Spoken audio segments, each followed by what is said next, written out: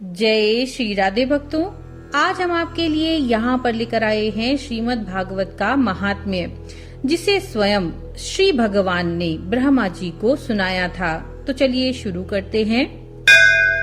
लोक विख्यात श्रीमद् भागवत नामक पुराण का प्रतिदिन श्रद्धा युक्त होकर श्रवण करना चाहिए। यही मेरे संतोष का कारण है। जो मनुष्य प्रतिदिन भागवत पुराण का पाठ करता है, उसे एक एक अक्षर के उच्चारण के साथ कपिला गौ दान देने का पुण्य होता है।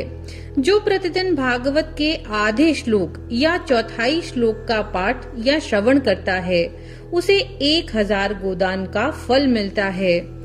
पुत्र जो प्रतिदिन पवित्र चित्त होकर भागवत के एक श्लोक का पाठ करता है, वह मनुष्य 18 पुराणों के पाठ का फल पा लेता है।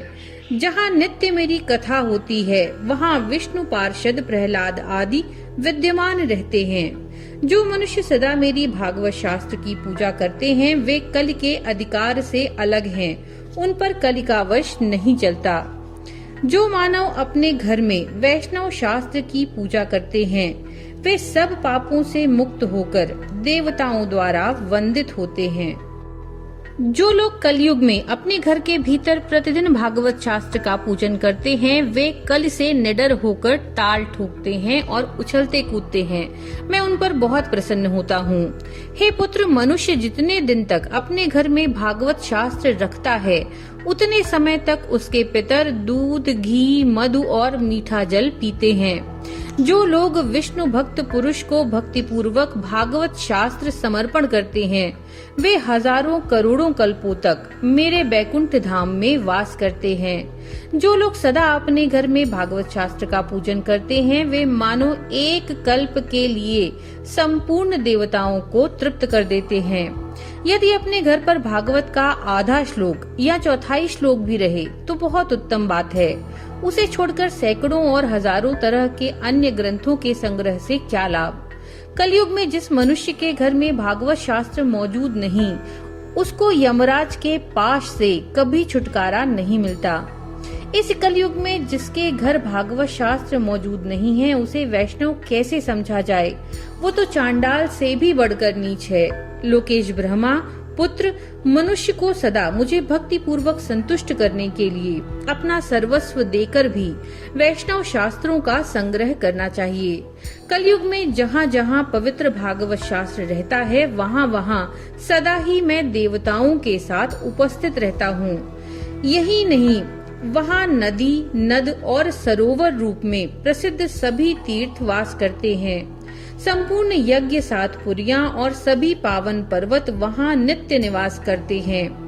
हे लोकेश, यश, धर्म और विजय के लिए तथा पाप क्षय एवं मोक्ष की प्राप्ति के लिए धर्मात्मा मनुष्य को सदा ही मेरे भागवत शास्त्र का श्रवण करना चाहिए। ये पावन पुराण श्रीमद् भागवत आयु, आरोग्य और पुष्टि को देने वाला है। इसका पाठ अथवा श्रवण करने से मनुष्य सब पापों से मुक्त हो जाता है।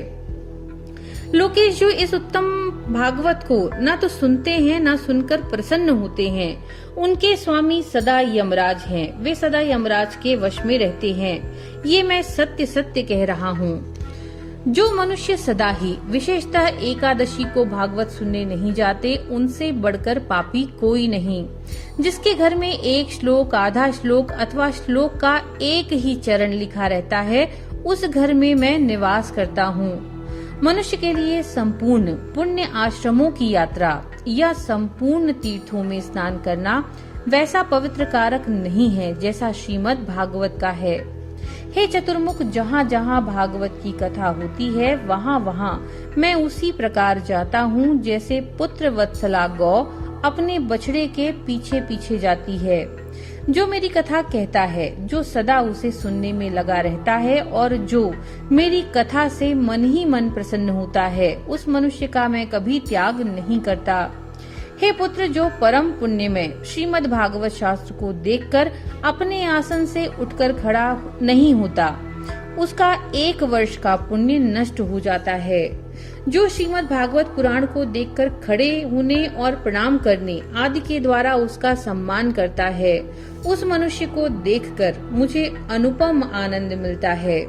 जो श्रीमद् भागवत को दूर से ही देखकर उसके सम्मुख जाता है वह एक एक पग पर अश्वमेध यज्ञ के पुण्य को प्राप्त करता है, इसमें तनिक भी संदेह नहीं। जो मानव खड़ा होकर श्रीमद् भागवत को प्रणाम करता है, मैं उसे धन, स्त्री, पुत्र और अपनी भक्ति प्रदान करता हूँ।